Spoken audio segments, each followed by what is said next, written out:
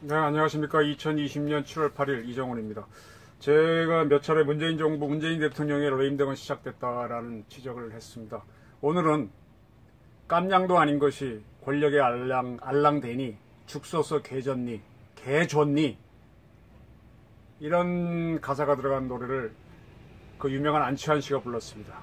좌파 비난, 비판가입니다. 이거를 소재로 문재인의 레임덕은 이미 시작됐다라는 논평을 좀 하겠습니다. 안치환 씨가 부른 노래의 제목은 아이러니입니다. 안치환 아이러니. 지금 인터넷에 쳐보면은 어제부터 아마 굉장히 어제부터 발매가 들어가서 지금 막 사람들이 막 보면서 들으면서 회자가 되는 것 같습니다. 가사는 이렇습니다. 일푼의 깜냥도 아닌 것이 눈 얻은 권력에 알랑대니 콩고물의 완장을 차셨네. 진보의 힘 자신을 키웠다네. 아이러니 왜 이러니 죽서서 개좋니.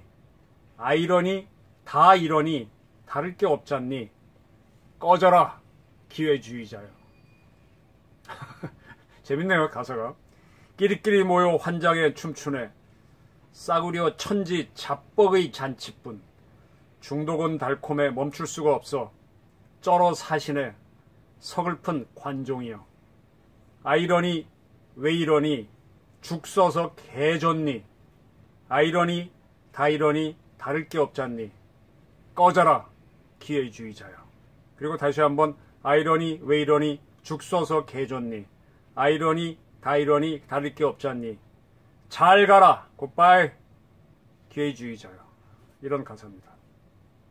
우리 안치환 씨는 저도 굉장히 좋아했던 노래입니다. 광야에서 뜨거운 남도에서 만주벌판까지 휘젓는 그런 노래 굉장히 좋아했었고, 소라소라 푸른 소라는 말할 것도 없고요. 사람이 꽃보다 아름다우는 참 저도 흥얼거리고 싶고 소리 지르고 싶은 노래입니다. 그분이 이번에 오랜만에 진보 진영, 좌파 진영의 기회주의자를 비판하는 신곡 아이러니를 발표한 겁니다. 어제입니다. 7월 7일. 동양대학교 진중근 교수가 조국 법무부 장관 사건을 계기로 신랄하게 좌파를 공격하더니 노무현 정부 때 홍보수석을 했던 조기숙 현재 이화여대 국제대학원 교수가 문재인 정부의 김현미 국토부 장관이 앞장서서 했던 거죠. 부동산 정책을 땜질 정책으로 투기의 꽃길을 열어줬다고 비판했습니다. 이렇게 진보 진영, 좌파 진영에 있던 분들이 좌파를 비판하는 하나의 본물이 터진 같은 현상이 일어나고 있습니다. 그래서 나오는 농담이 이러다간 유시민도 좌파 진영의 독소를 날리는 것 아니야? 입니다. 네. 유시민 씨가 좌파를 비판하기 시작하면은 참 매섭겠죠. 지금 문재인 대통령은요, 울산시장, 부산시장 때 보궐선거를 해야 되니까 그 두 보궐선거 때 공천권 행사하는 거를 제외하면은 공천권을 행사할 게 없습니다. 이제 다음 대통령 선거가 먼저 다가오고 그 다음에 지방선거가 있고 총선은 앞으로 4년 후에 있으니까 공천권이 없죠. 그러면 이런 구도에서는 반드시 레임덕에 걸리게 됩니다. 그런데 조국 사건은 진행형이죠. 울산시장, 부산시장 사건, 부산시장 여성 추행 사건 진행 중이죠. 윤미향, 정의연 사건은 지금 다른 사건에 덮여져 있어서 가만히 있는데 이것도 여전히 펜딩되어 있습니다. 아주 이거 추악한 사건이 될 수 있죠. 우리나라의 시민단체의 적나라한 치부를 보여주는 사건이 될 수 있죠. 그 다음에 추미애 장관과 윤석열 검찰총장의 다툼, 진행형이죠. 대북정책 꼬이고 있죠. 지금 하다 안 되니까 박지원, 이인영 카드를 던졌습니다. 한일 관계 지금 펜딩돼 있죠. 제가 아는 한 아베 정권은 문재인 대통령 용서 안 할 겁니다. 거기도 감정이 있습니다. 과거 김영삼 정부가 IMF 맞은 것처럼 그런 공격을 해댈 겁니다. 그 다음에 노영민 비서실장 이번에 서울 반포에 있는 집 팔겠다 그랬는데 그 양반 왜 그걸 먼저 못해줘? 수신 제가 하고 나서 치국해야 되는데 제가 집안에서 반대가 있었으니 못했겠죠. 제가도 못한 사람이 무슨 어쨌든 부동산 대책 그러고 있죠. 이것뿐만입니까? 우선 떠오르는 게 이래서 뭐 해결된 게 없어요. 마무리 짓는 게 없는데 이런 상태니까 레임덕까지 겹쳐지면 큰 위기가 오겠죠. 총선에서는 절대 다수를 차지했지만 불안불안한 게 정부 여당입니다. 때문에 민주당 지지했던 사람들이 부동산 문제 때문에 탈당을 하면서 그 인증샷을 SNS에 띄우는 사태가 벌어졌습니다. 심각하죠. 당정청에 겨울이 되지 않아서 이해찬 대표도 짜증을 내기 시작했습니다. 20년 집권하자고 한 사람이. 그리고 외교안보 부서는 책임자를 바꾸려고 해도 장관이나 책임자를 하겠다는 사람이 없습니다. 네. 이 정부가 외교안보를 책임졌던 사람들을 줄줄이 감옥에 보냈으니 누가 하겠습니까? 일관성 있게 가야 되는 건 내치는 몰라도 외교안보는 일관성이 있어야 되는데 이걸 다 뒤집어 놨는데 이거 레임덕 상황에서 책임자 맡았다가 무슨 꼴 당하려고 안 하는 게 상책이죠. 그럼에도 문재인 정부가 운이 좋았던 거는 K방역과 뭐 오늘 신문에 나왔지만 삼성전자의 그런 계속된 호황, 호실적 이거는 문정부가 키운 게 아닙니다. 문정부는 이재용 삼성 부사장을 잡아놓고 싶어서 지금 뭐 아직도 벌벌거리는 사람 정권들인데 K방역은 뭐 문정부가 키운 건가요? 이거는 뭐 박정희 전두환 이후로부터 쭉 역사적으로 커온 거죠. 기본 저력이 문정부를 지탱해주고 있거든요. 문정부가 잘해서 지금 있는 건 없습니다. 별로 없는 것 같아요. 지금 문정부는요, 송영길 국회 외교통일위원장, 박지원 국정원장, 이인영 통일부 장관 카드로 남북교류를 어떻게 해서 성공시켜가지고 모든 애들을 혁파하려고 하는데 엉뚱한 데서 발목이 잡히고 있습니다. 18년에 대법원이 일본에 강제징용된 한국인에게 일본 기업, 그때 신일본 제철이었죠. 개별 배상을 해야 한다라고 판결을 했습니다. 네. 그렇다면 같은 논리로 하게 되면은 북한에서 강제 노역을 했던 국군 포로 그분들이 탈북을 해서 한국에 왔습니다. 거기에 대해서 북한도 역시 배상을 해야 된다고 판결할 수밖에 없죠. 이런 판결을 내렸습니다. 제가 어제 말씀드린 대로. 근데 이 배상을 북한이 안 하겠죠. 그러니까 우리가 북한에 주기 위해서 돈을 만들어 놓은 돈에서 이분들한테 배상을 하는 쪽으로 아마 갈 겁니다. 그런 북한에 돈을 주기 위해서 그 돈을 차곡차곡 쌓아주고 있는 이 정도 되면 친북단체 아닌가요? 그게 바로 임정석이가 이끌고 우상호, 송영길 이런 사람들이 참여한 경문협입니다. 남북경제문화협력재단. 네, 노무현 때 만들어진 겁니다. 그래서 이번에 이긴 원고 측이 법원에 추심명령을 신청하면요. 그 돈을 좀 타달라고. 법원이 추심명령을 결정하면 이들은 경문협에 가서 북한에 보내지 못한 돈 중에서 받아갈 배상금을 먼저 찾아갈 수 있습니다. 이 경문협은 금방 말씀드린 대로 임종석, 우상호, 송영길 등 386 주사파 정치인들이 우글우글 댄 데입니다. 네. 현재 2008년에 이명박 정부 때 바왕자 피살 사건으로 금강산에서 일어났죠. 북한 매체가 보도한 사진을 우리가 쓰게 되면 저작권료를 주는데 그 20억 원을 현재 못 보내고 있습니다. 법원에 공탁하고 있는데 그 돈에서 이제 먼저 배상금을 받아갈 수 있습니다. 그건 민사소송법 제563조가 근거가 될 겁니다. 경문협이 이렇게 저작권료만 하는 게 아니에요. 그 외에 많습니다. 네, 제가 일일이 다 말씀드리면 또 논쟁일까봐 피해가겠습니다. 그리고 이런 이제 판결이 나왔으니까 이제 본물이 터질 겁니다. 지난번에 북한이 개성에 있는 남북 공동 연락 사무소를 파괴했습니다. 제가 낸 세금으로 지은 거를 북한이 파괴했어요. 저희 생명을, 대한민국 주권자인 저희 생명을 대한민국 국민을 대신해서 나라를 이끄는 정부는 지켜줘야 됩니다. 내 재산도 지켜줘야 됩니다. 내가 낸 세금으로 만든 저 시설을 파괴했는데 모른 척하고 있습니다. 안 됩니다, 저거는.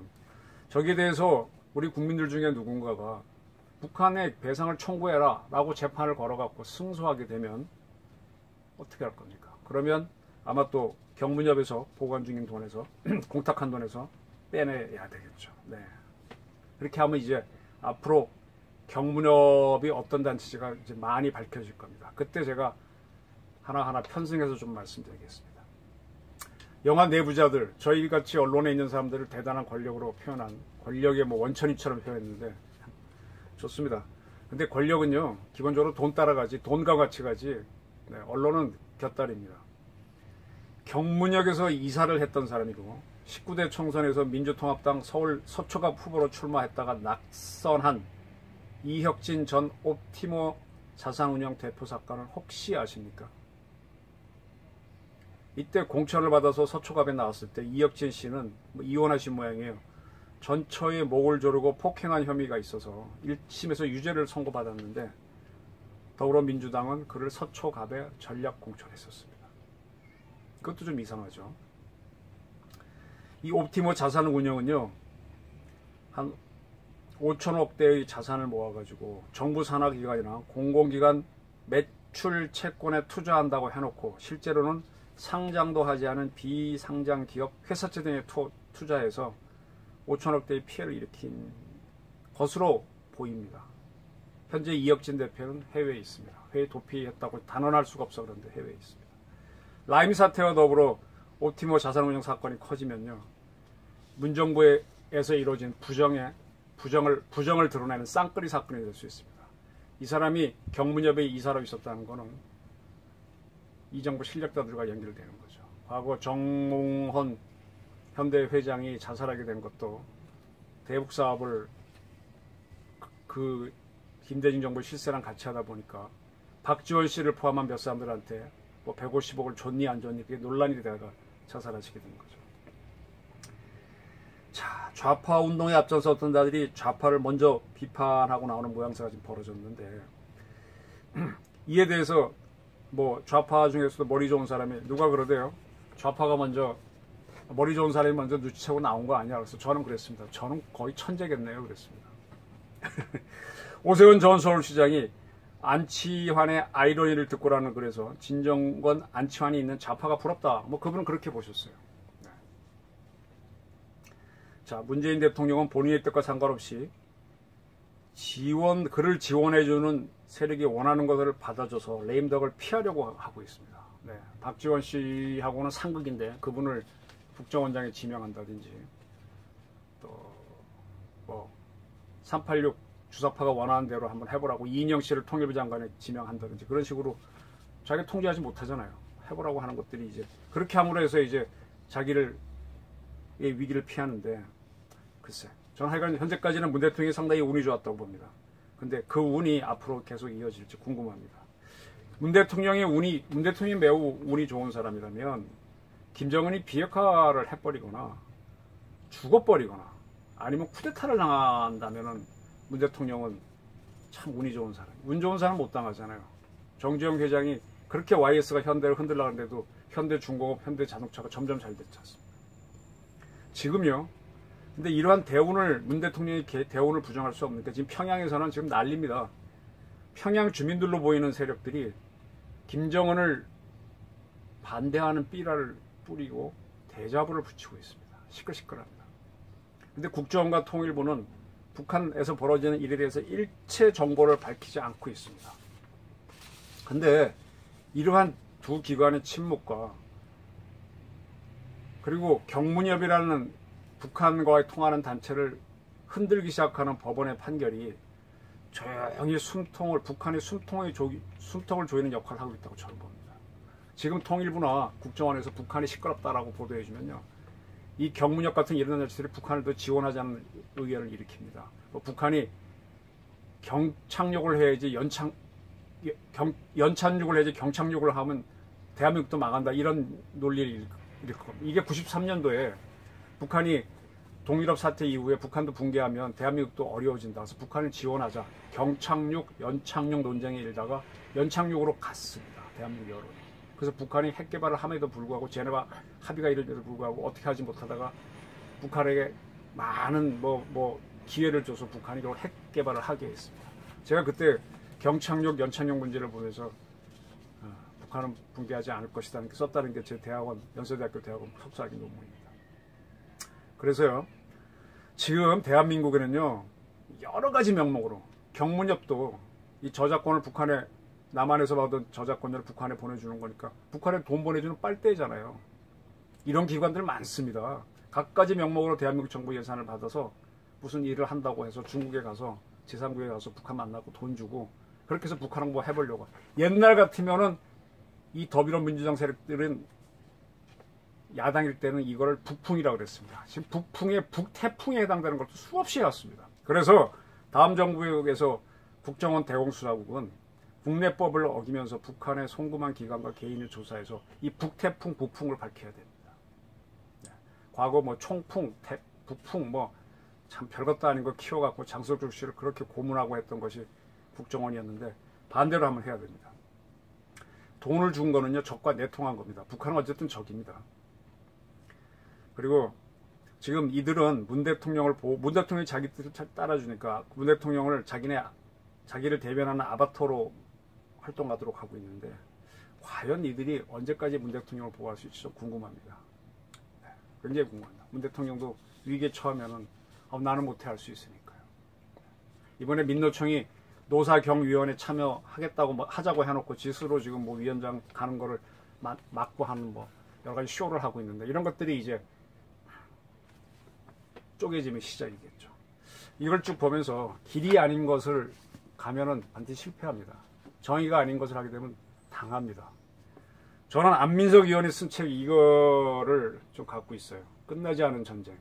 안민석이라는 사람, 참 지난번 청문회 때 보니까 많이 떠들던데, 여기 뭐라고 돼 있냐, 끝날 때까지는 끝난 게 아니다. 끝날 때까지는 끝난 거 아닙니다. 끝나지 않은 전쟁이, 자, 이 정부판 끝나지 않은 정적을 저를 포함한 누군가 쓸 수 있는 날이 올 겁니다.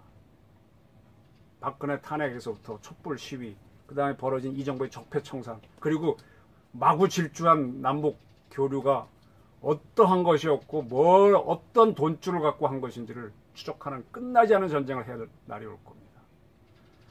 어떻게 문 대통령이 레임덕을 맞을지 상관없습니다. 대한민국이 위기에 빠지지 않았으면 좋겠는데 지켜보겠습니다. 감사합니다.